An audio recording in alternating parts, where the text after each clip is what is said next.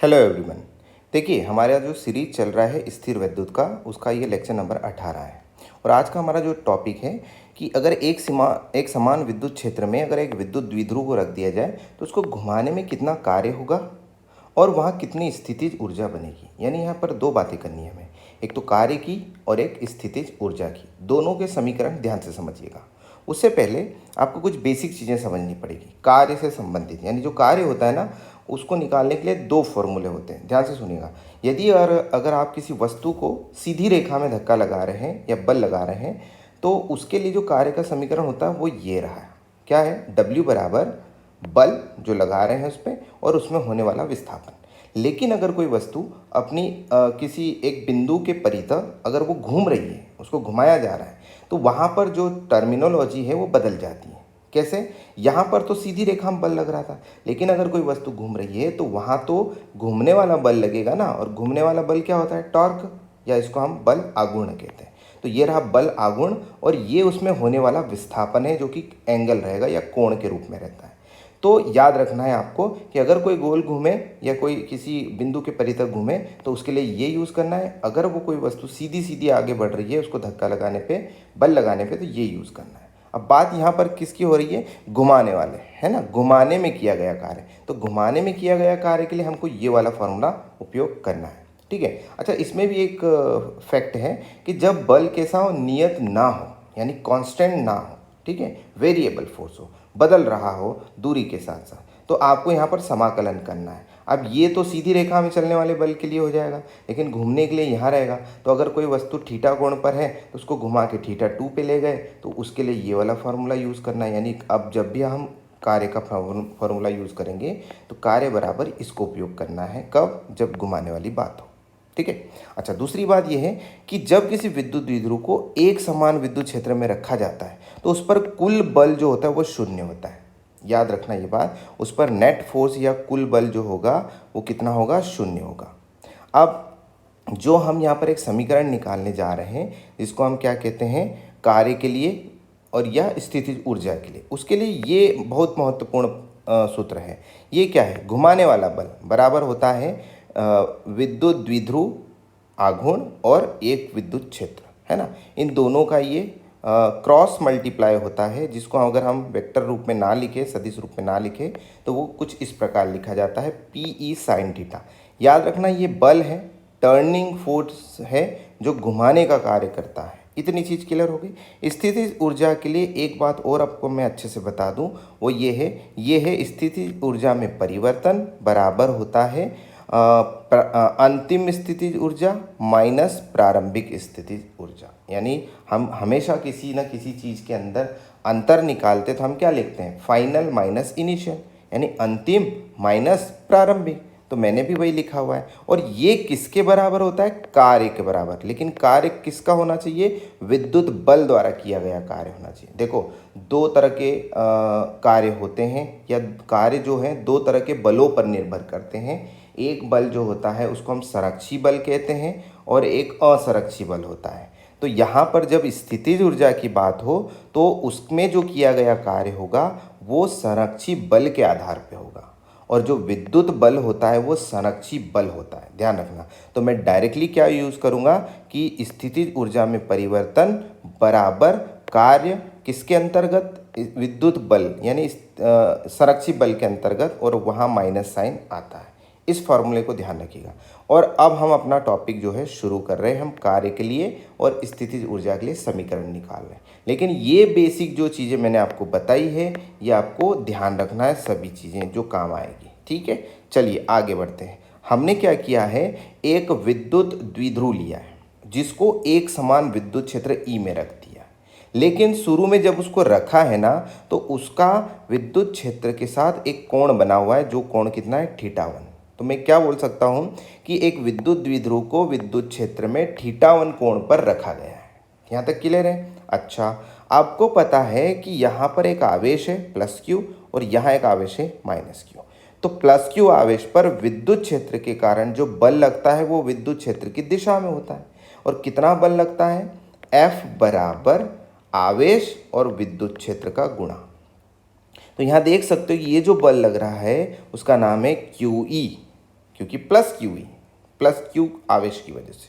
यहाँ लगेगा minus Q E, किसकी वजह से? माइनस क्यू के कारण, क्योंकि माइनस आवेश पर विद्युत क्षेत्र में विपरीत दिशा में बल लगता है और प्लस आवेश पर विद्युत क्षेत्र में विद्युत क्षेत्र की दिशा में बल लगता है। यानी इस बिंदु पर इधर बल लग रहा है, इस बिंदु पर इधर बल लग रहा है। तो यदि किसी वस्तु में, आपने पिछले इसमें टॉपिक में पढ़ा है कि इस केस में इसमें क्या आ जाएगा, एक आ जाएगा बल आघूर्ण, और उसका समीकरण मैंने ऊपर लिखा हुआ है, टाउ बराबर होता है पीई साइन थीटा, याद रखिएगा। आगे बढ़ते हैं।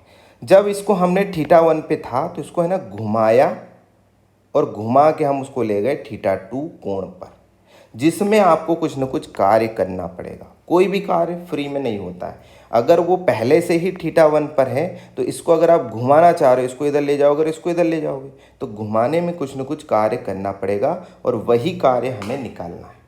अब आप इस डायग्राम को देखो कि पहली जो स्थिति थी वो ये है, प्रारंभिक स्थिति यहाँ पर थी ये कंडीशन θ1 पर, लेकिन घुमा के जब मैं उसको यहाँ ले गया तो कोण हमारा बदल के θ2 हो चुका है। आपको एक और बात बता दूं कि माइनस क्यू आवेश से प्लस क्यू आवेश की तरफ P की दिशा होती है, ठीक है। और आप देखेंगे कि θ1 से हमने उसको θ2 घुमाया है तो कुछ इस तरह से स्थिति बनेगी। आगे बढ़ते हैं, अगले पेज पे चलते हैं हम, ठीक है। इस पेज में देखो कि जब उसको θ1 से θ2 घुमा दिया तो कितना कार्य करना पड़ेगा। अब कार्य का समीकरण मैं आपको पहले बता चुका हूँ कि कार्य बराबर क्या लेना है, ये नहीं लेना है बेटा, क्योंकि ये कब होता है, जब कोई वस्तु जो है सीधी सीधी चल रही हो, लेकिन यहाँ तो घुमा रहे हैं, तो घुमाने के लिए हम θ1 से θ2 चले गए और उसमें आ रहा है बल आघूर्ण, तो ये वाला समीकरण उपयोग करेंगे। तो आप देख सकते हैं कि कार्य जो होगा वो विद्युत बल यानी इलेक्ट्रिक फोर्स की वजह से होगा, और उसको θ1 से θ2 घुमाने में जो होगा तो कार्य बराबर होता है बल घुमाने वाला और उसमें विस्थापन कोण के आधार पे। अब यहाँ एक बात सुनिएगा, आपको एक चीज़ बता दूँ कि कार्य बराबर होता है बल गुणा, यहाँ आएगा विस्थापन, और cos थीटा होता है। ये जो cos थीटा है ना, या जो थीटा है वो थीटा टाउ और थीटा के बीच का है। टाउ और थीटा यानी थीटा, ये क्या है, ये बेसिकली विस्थापन है, घुमाने में किया गया विस्थापन, और ये है घुमाने वाला बल। तो घुमाने वाले बल और विस्थापन में एक कोण होगा इनके बीच में, उसी को हम थीटा कहते हैं। अब आप खुद सोचो कि जब मैं इसको, ये वाले डायग्राम को मैं इसको घुमा इधर रहा हूँ, इस इधर, यानी मेरा थीटा इस दिशा में जा रहा है थीटा, लेकिन इस पे आने वाला बल आघूर्ण इस दिशा में, कौन, टाउ। तो दोनों ही एक दूसरे के साथ देखो विपरीत हो गए। भाई ये इधर जा रहा है, यानी इसको मैं घुमाने में थीटा इधर बढ़ा रहा हूँ, लेकिन उसका टॉर्क यानी बल आघूर्ण तो पीछे रहेगा। कैसे पता चलेगा? उसको छोड़ोगे तो वो वापस ले आएगा, घुमाने वाला बल है क्योंकि। तो ये दोनों विपरीत होने की वजह से इनके बीच का जो थीटा है ना वो 180 डिग्री हो गया। तो मैंने यहाँ लिख दिया है cos 180, और लिखा भी हुआ है बराबर कि टाउ और डी थीटा यानी विस्थापन, इन दोनों की दिशाएं विपरीत हैं, ठीक है, इसलिए 180 डिग्री ले लिया। अब cos 180 का मान होता है -1, मैंने यहाँ पुट कर दिया है, और वैसे ही मैंने माइनस साइन को बाहर निकाल लिया। बाकी वैसा का वैसा। टाउ का मान हमने पिछले पेज पर देखा था, कितना था, पीई साइन थीटा, पुट कर दिया मैंने, माइनस साइन बाहर है अभी भी, पी वैसा का वैसा, क्योंकि ये दो कांस्टेंट टर्म्स हैं तो बाहर आ गए। अब केवल और समाकलन होना है तो किसका होना है, साइन थीटा का, और साइन थीटा का जो समाकलन होता है वो माइनस ऑफ कॉस थीटा होता है। तो इसका जैसे ही समाकलन होगा, मैंने अंदर लिख दिया माइनस ऑफ कॉस थीटा, इस माइनस से ये माइनस हो जाएगा प्लस, यहाँ है ना माइनस गायब। अब इसको लिमिट रखना है, ये लोअर लिमिट है, ये अपर लिमिट है। फॉर्मूला क्या कहता है, पहले अपर लिमिट लिखी जाएगी माइनस में, फिर लोअर लिमिट लिखी जाएगी। तो ये जो कार्य आया उसको घुमाने में हमारे पास आ चुका है। इसको आप समीकरण चाहो तो 1 दे सकते हो। बात स्थितिज ऊर्जा की करें, ये कार्य का या वर्क का समीकरण आ चुका है। अब हम किसकी बात करेंगे, हम स्थितिज ऊर्जा की बात करेंगे। देखिए, अगर एक स्प्रिंग है और वो रखा हुआ है, मान लीजिए ये एक स्प्रिंग है और ऐसा रखा हुआ है, अगर मैं इस वाले एंड को फिक्स कर दूं यानी बांध दूं, अब ये इस एंड को मैं अगर पकड़ के खींचूंगा तो खींचने से क्या करना पड़ेगा मुझे, उसमें कार्य करना पड़ेगा, और जब मैं ये कार्य करूंगा ना तभी उसमें एक ऊर्जा आ जाएगी जिसका नाम है स्थितिज ऊर्जा। तो मैंने यहाँ पर भी वही किया है, मैंने डाइपोल को, विद्युत द्विध्रुव को विद्युत क्षेत्र में घुमा दिया, घुमाने से उसमें एक ऊर्जा निहित हो गई, ऊर्जा आ चुकी है, और वो ऊर्जा उस कार्य पर निर्भर करती है। हमने शुरू वाले पेज में एक चीज़ पढ़ी थी कि जो स्थितिज ऊर्जा होती है वो किसके बराबर होती, कार्य के। लेकिन कार्य किसके किसके आधार पे होना चाहिए, ये संरक्षी बल के आधार पे होना चाहिए। और संरक्षी बल कौन होता है, विद्युत बल जो होता है वो संरक्षी बल होता है। तो मैंने जो ऊपर निकाला है W, ये संरक्षी बल के आधार पे जो कार्य निकाला है वो ये रहा, और इसको उठा के मैं इस W के पास रख दूंगा। ये माइनस वैसा का वैसा, और ये W की वैल्यू रख दी। ठीक है, अब अवधारणा को समझो, यहाँ तक आपको समझ लेना है। ठीक है, ये अंतिम स्थितिज ऊर्जा जो कि कोण कितना रहेगा, θ2, और ये प्रारंभिक जो कि कितना रहेगा, θ1। इस समीकरण को ध्यान रखिएगा। ठीक है, अवधारणा सुन लो। मान लो कि θ1 90 डिग्री है, ऐसा मैंने मान लिया। इसको थोड़ा डाइजेस्ट करना। ठीक है, θ1 कितना है, 90 डिग्री। और आपको मैं बता दूं, अगर मैं θ1 की वैल्यू 90 डिग्री रख दूं, कहाँ रखूँगा, यहाँ देखो, यहाँ। तो cos 90 कितना हो जाएगा, 0।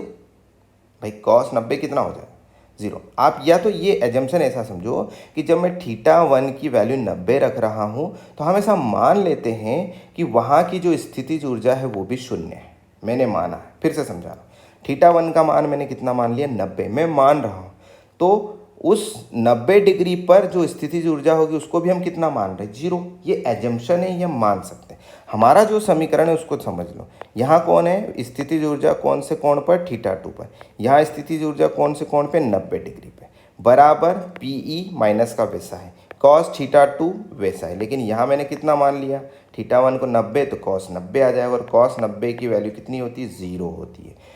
तो ये भी तो 0 मान लिया है ना अपन ने, ये देखो ये मान रखा, तो यहाँ भी मैं 0 पुट कर दूंगा, तो केवल ये बचता है। इधर से माइनस का PE बचता है, इधर से cos θ2 लिख दिया, इसकी वैल्यू 0 हो गई। और स्थितिज ऊर्जा जो आई है वो अब आप देख सकते हैं कि यहाँ पर स्थितिज ऊर्जा का समीकरण ये आया। तो स्थितिज ऊर्जा का जो ये समीकरण आया है, ये जो हमने अवधारणा मानी है, एजम्पशन माना है, उसके आधार पे जब हमने ये जो निकाला है, अब ये जो थीटा होगा ना, ये कोई भी कोण हो सकता है। इसलिए मैंने ये एजम्पशन लिया है ताकि ये इक्वेशन बहुत ईजी हो जाए। अगर मैं आपको कहूँ कि एक जो विद्युत द्विध्रुव है विद्युत क्षेत्र में, उसको 90 डिग्री पर घुमा दो, तो कितने डिग्री पर घुमाया, तो 90, यहाँ 90 रख देना। कितनी स्थितिज ऊर्जा आ जाएगी, वो आपको यहाँ पर 0 मिल जाएगी, यानी समझ में आ जाए। अब आपको कुछ नहीं करना है, खाली थीटा पता होना चाहिए, बाकी सब आपको आंसर इस फॉर्मूले से मिल जाएगा। याद आ गया, तो याद रखना ये जो थीटा है किसके बीच का है, P और E के बीच का। किसके बीच का, P और E के बीच का। अब ध्यान से सुनना, P भी एक सदिश राशि है, E भी एक सदिश राशि है। अब जब दोनों ही सदिश राशियाँ हो गई तो सामने वाली अदिश होना चाहिए, क्योंकि ऊर्जा कभी भी सदिश नहीं होती। और जब दो ऐसी राशियों जो सदिश हैं और इधर अदिश है, तो डॉट प्रोडक्ट का उपयोग किया जाता है, डॉट गुणा का यूज़ किया जाता है सदिश के रूप में। तो यहाँ लिखा है कि थीटा जो है P व E के बीच का क्या है, कोण है। आई होप आपको यहाँ पर दो चीज़ें समझ में आई होगी। एक तो हमने यहाँ ऊपर निकाला कार्य, ये कार्य का समीकरण है, याद रखिएगा इसको कि कहाँ से घुमाया, θ1 से। कितना घुमाया, θ2 घुमाया। कितना कार्य करना पड़ा, इतना कार्य करना पड़ा। कभी कभी इस कार्य के लिए समीकरण पूछा जाता है कि ये घुमाने में किया गया कार्य निकाले। अब आप ध्यान से सुनो, θ1 की वैल्यू 0 भी हो सकती है। यानी 0 का होने का मतलब क्या हुआ कि जो शुरू में जो डाइपोल या विद्युत द्विध्रुव रखा हुआ है वो 0 डिग्री पे है, बाद में उसको हमने घुमाया, कितने कोण पे घुमाया वो यहाँ लिखना है। तो ये प्रारंभिक हो गया और ये अंतिम हो गया। प्रारंभिक तो भाई वो 0 से भी शुरू कर सकता है। तो ये इक्वेशन बड़ा मज़ेदार है, इसको यूज़ करना। और दूसरा स्थितिज ऊर्जा के लिए इक्वेशन ये यहाँ पर निकला है। आगे बढ़ते हैं, कुछ महत्वपूर्ण स्थितियाँ देखें। केस 1 में जब हम समझेंगे कि थीटा का मान कितना है, 90 डिग्री, तो ध्यान दीजिएगा ये कोई किसकी दिशा हो गई, E की। अब E के साथ P की जो दिशा होनी चाहिए वो 90 होना चाहिए। तो P की जो दिशा होती है वो माइनस आवेश से प्लस आवेश की तरफ होती है। तो ये इधर जा रहा है, तो ये P की दिशा हो गई और ये E की दिशा हो गई। तो दोनों को आप देखो कितने डिग्री पर आ गए, 90 डिग्री। ये रहा 90 डिग्री का। हमें पता है कि कुल बल कितना होता है। यदि किसी विद्युत द्विध्रुव को विद्युत क्षेत्र में रखा जाता है तो कुल बल 0 होता है। और टाउ जो होता है, ये घुमाने वाला बल, उसका जो समीकरण होता है वो कुछ इस प्रकार है कि PE sin थीटा, थीटा का मान ये 90 है, तो थीटा यानी 90 डिग्री पर उस पर आने वाला बल आघूर्ण अधिकतम होगा। और जब बल आघूर्ण अधिकतम होगा तो हम किसकी बात कर लेते हैं, यहाँ पर स्थितिज ऊर्जा की भी बात कर लेते हैं। तो स्थितिज ऊर्जा का जो समीकरण पीछे लिखा था, हमने लिखा था माइनस PE cos थीटा। तो थीटा का मान यहाँ 90 डिग्री है तो यहाँ 90 रखेंगे, cos 90 होता है 0, और तो उस स्थिति में यानी 90 डिग्री पर उस पर स्थितिज ऊर्जा कितनी होती है, 0, लेकिन उस पर बल आघूर्ण अधिकतम होता है। दो बातें ध्यान रखना, स्थितिज ऊर्जा तो हो जाएगी कितनी, 0, लेकिन बल आघूर्ण अधिकतम हो जाएगा। ये वाला केस लेते हैं जब थीटा का मान कितना हो, 0 डिग्री, यानी ये वो स्थिति है जब विद्युत द्विध्रुव नेचुरली विद्युत क्षेत्र में पड़ा हुआ है ना। इधर देखो, इधर P की दिशा है और इधर ही E की दिशा है, तो थीटा का मान दोनों के बीच में कितना हो गया, 0 डिग्री हो गया।